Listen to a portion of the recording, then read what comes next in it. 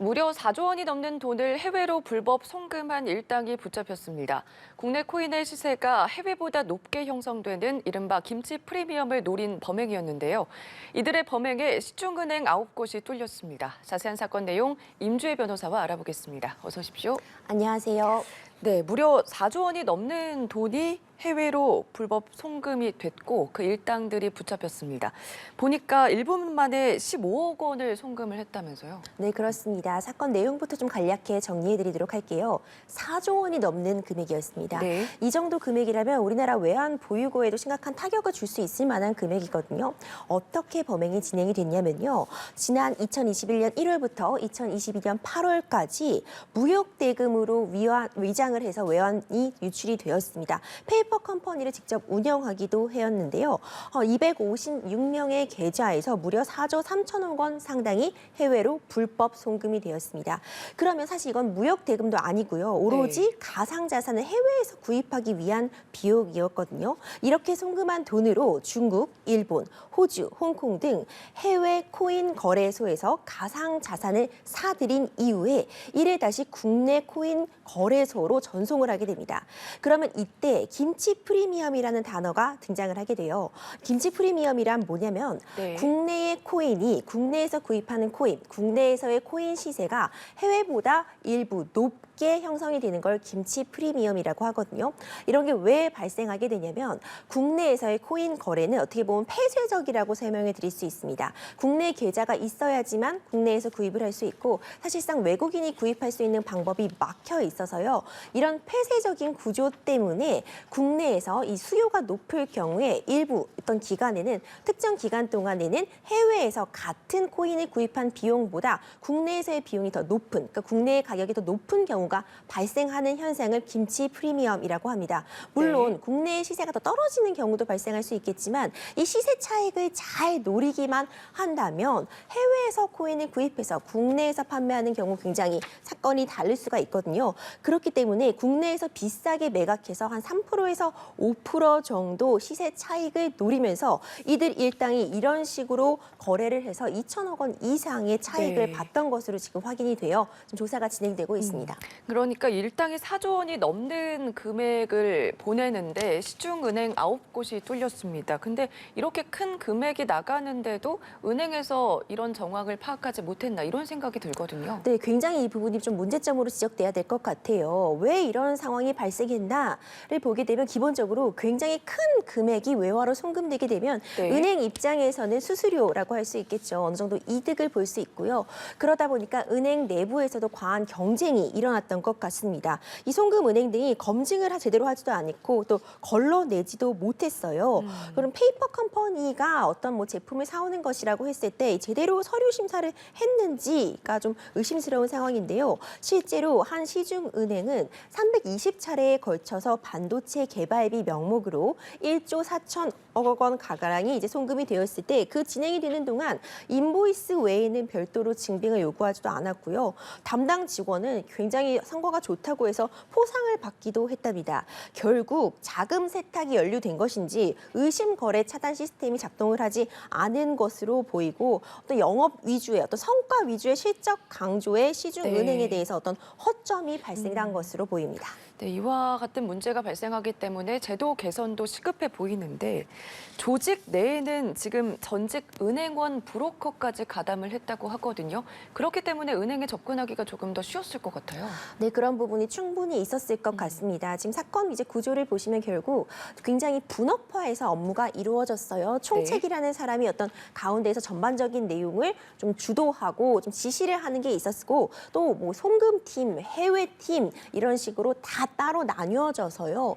국내에서 어떤 지시가 있으면은 해외에서 이걸 사고 이 해외에서 구입한 것을 다시 국내로 들여오고 이런 과정을 했을 때 은행에서도 굉장히 중요한 역할을 담당할 수밖에 없는 구조였거든요. 이 김치 프리미엄이라는 것이 기본적으로 환율을 환율에도 영향을 받게 되고 일단 대량의 금액을 외국으로 송금을 해야 되기 때문에 앞서 말씀드린 것처럼 뭐 1분에 15억 원 가량을 송금하기도 했어요. 굉장히 네. 큰 금액인데 이 과정에서 전직 은행원이라고 밝혀진 사람의 어떤 브로커가 도움을 준 것으로 보입니다. 2천만 원 상당을 주고서는 이 브로커에게 브로커를 통해서 우대 환율을 적용받았다고 해요. 네. 그러니까 계좌 개설에도 도움을 받았고 우대 환율 적용을 받아서 어떤 이런 일들이 좀 더 수월하게 이루어지지 않았나. 그리고 어떤 자금 세탁 방지를 위해서 은행 내부적으로도 어떤 시스템이 분명히 마련되어 있는데 이를 좀 피해갈 수 있는 방법에 대해서 가이드를 받지 않았나 싶습니다. 네, 지금까지 파악된 이 일당의 범죄 수익금만 봤을 때 131억 원이거든요.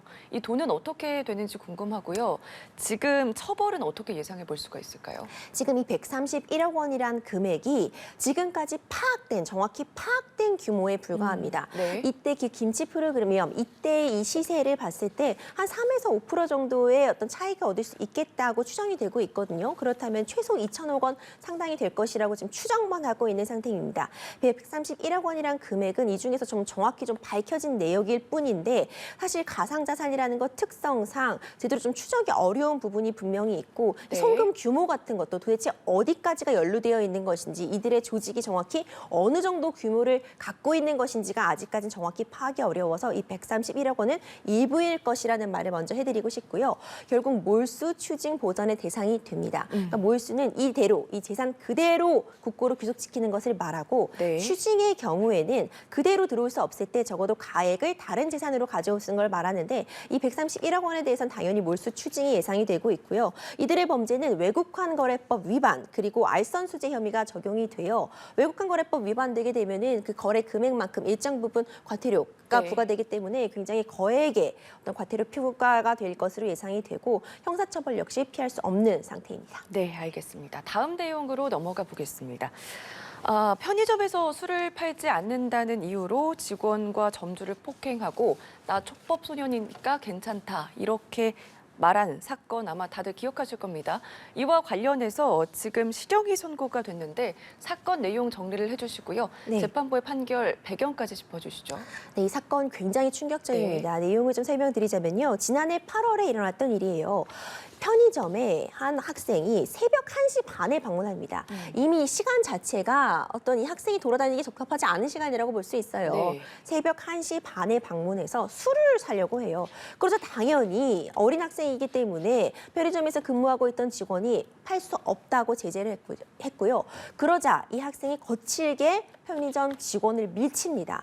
이 과정에서 이제 점주가 등장을 하게 돼요. 네. 점주가 와서 가해 학생을 제지하고 말리자 심하게 폭행을 휘두르게 됩니다. 전치 8주가 나왔어요. 네. 이 정도면 눈에도 크게 멍이 드시고 시력에도 영향을 끼칠 수 있는 상황이었거든요. 근데 문제는 여기서 끝나지 않습니다. 이렇게 폭행 사건이 있었고 경찰이 출동했는데 일단은 이 학생의 신변을 확보하지 않고 그냥 신상만 조사하고 돌려보냈다고 해요. 다음 날 이 학생이 다시 이 편의점에 찾아갑니다.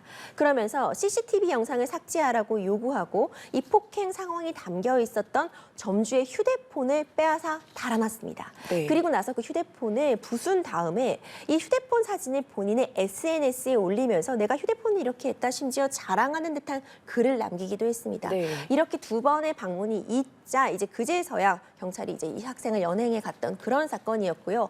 이에 대해서 제일 중요했던 포인트는 이 학생이 본인은 촉법 소년이다. 그러니까 난 처벌받지 않으니까 나를 한 대 제발 때려줘라. 이런 네. 말을 했다고 해요. 그런데 사실 확인해 보니 그 사건 당시에도 이미 생일이 지났기 때문에 촉법 소년의 연령에 해당하는 10세 이상, 14세 미만이 아니라 그 이상의 연령에 해당을 했고요. 15세였기 때문에 당연히 처벌 대상이 되게 되고 네. 이제 재판부의 판단은 장기 3년, 단기 2년형이 선고가 되었습니다. 네, 말씀해 주신 대로 이 중학생에게 징역 장기 3년 그리고 단기 2년 6개월이 선고가 됐습니다.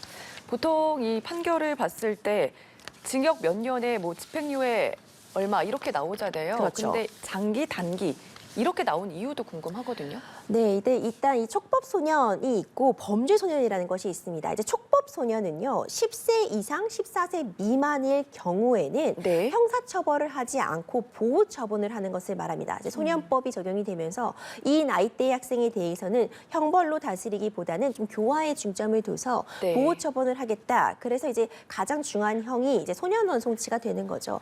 그런데 14세 이상일지라도 19세 미만이면 우리가 이를 범죄소년이라고 합니다. 네. 범죄소년의 경우에는 이제 징역 2년 이상이 선고가 되는 죄를 범했을 때 보통은 우리가 어떤 딱 연령 2년 이상 이런 식으로 정기형이 선고가 되는데 소년범의 경우에는 부정기형이 선고가 돼서 장기 단기가 나눠져서 선고가 되게 됩니다. 그렇기 때문에 부정기형 그러니까 이번 사안의 경우에는 3년 이상 단기 2년 6개월 이하로 나왔기 때문에 단기형 2년 6개월만 채우면 교정 당국의 평가에 따라 출소가 가능한 것입니다. 그렇기 때문에 이번 사안의 경우에도 이제 앞으로 어떻게 확정이 될지는 봐야겠지만 네. 아무래도 단기형이 채우고 나오면은 출소할 가능성도 있는 상황입니다. 네, 사건 당시 피해자 이 학생에게 폭행을 받은 전치 8주를 받았잖아요.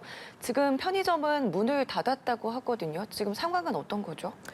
지금 굉장히 트라우마가 극심하실 것 같아요. 그 상황 우리가 CCTV로도 좀 확인을 네. 했지만 굉장히 폭행을 심하게 당하셨습니다. 눈 부위의 상처도 굉장히 크고 실제로 시력에 영향을 있을 정도로 전치 8주면 굉장히 중한 부상이에요.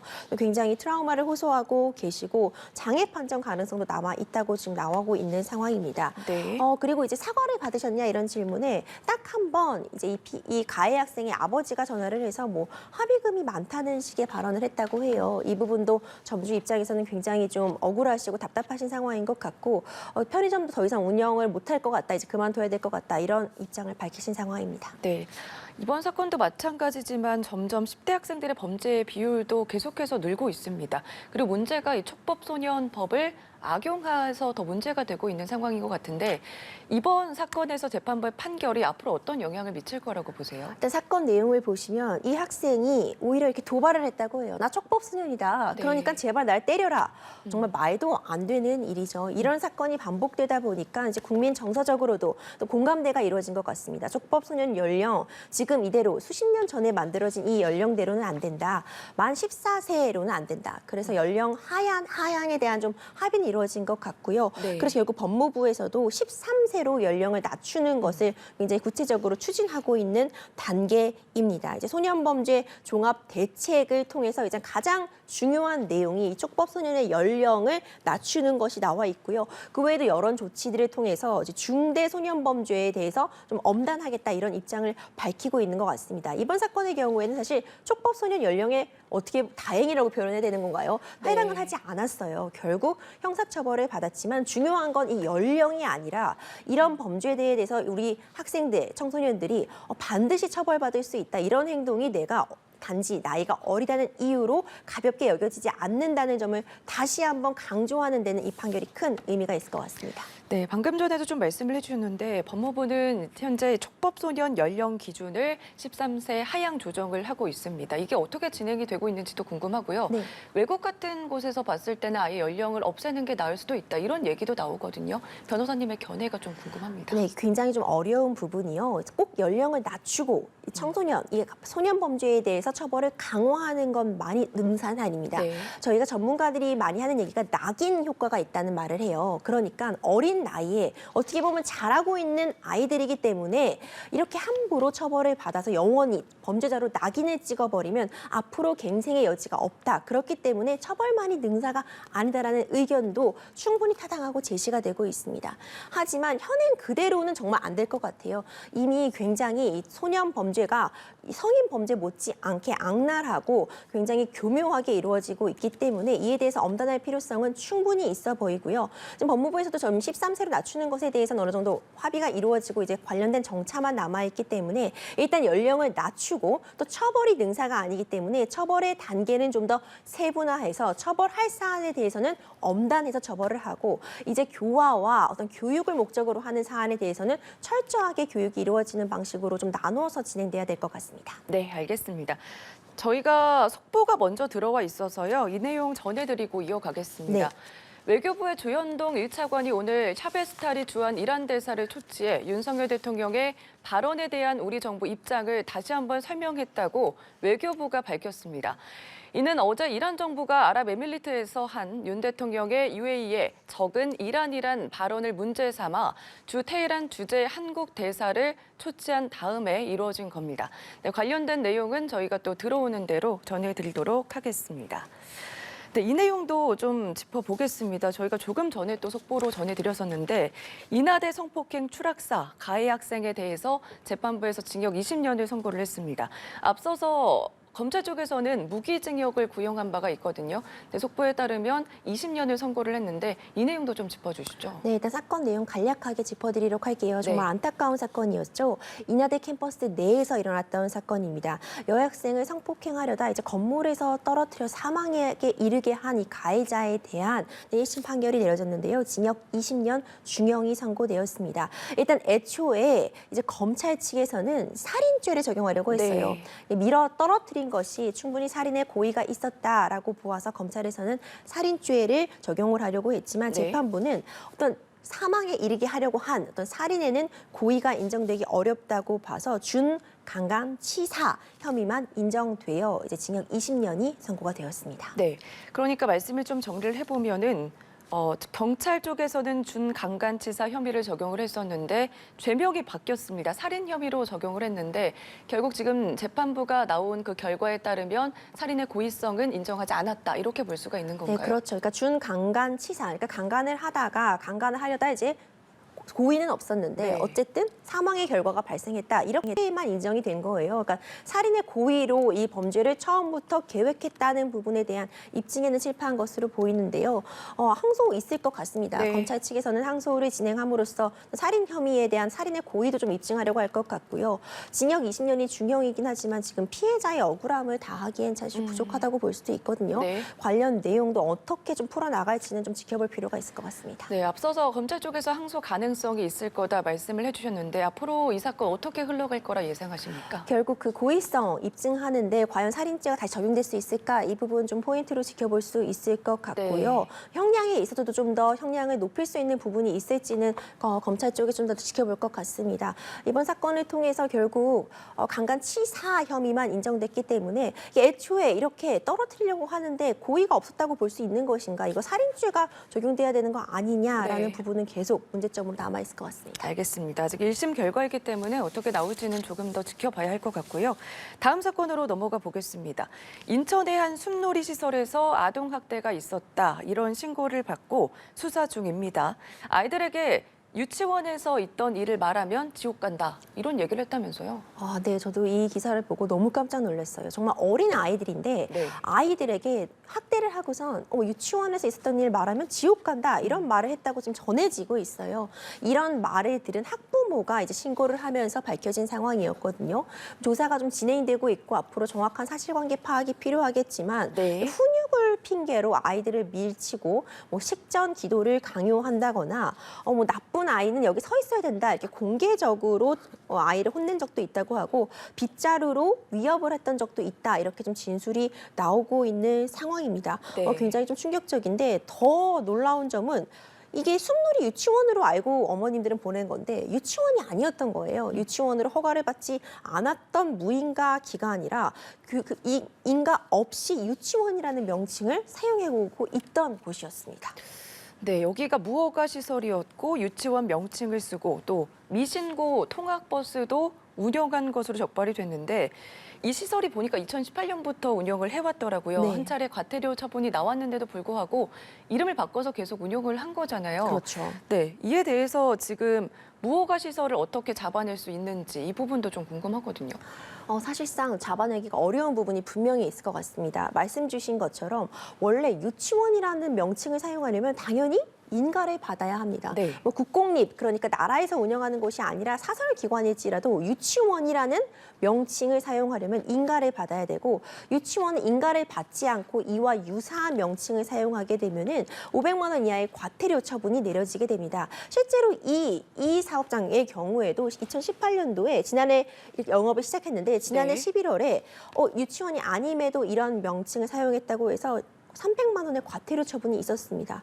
그런데 그 이후로는 이제 이름만 바꿔서 뭐 유아숲 교육원 네. 이런 식으로 유치원이란 명칭만 제외하고 또 영업을 하고 있었어요. 근데 사실상 어떤 나라에서 이용하는 그런 프로그램에 들어가 있지 않고 나라에서 제공하는 서비스를 이용하지 않고 사설기관으로 운영하고 있는 이상 이걸 사전에 적발해내기는 좀 어려움이 있을 것 같고요. 네. 이런 문제가 제기가 됨으로써 좀 인력도 확충이 되고 뭔가 좀 더 감찰하는 시스템이 좀 마련은 될 필요성이 있을 것 같습니다. 통합버스도 문제가 되는데요. 통합버스는 정말 아이들의 안전과 직결이 되는 부분이잖아요.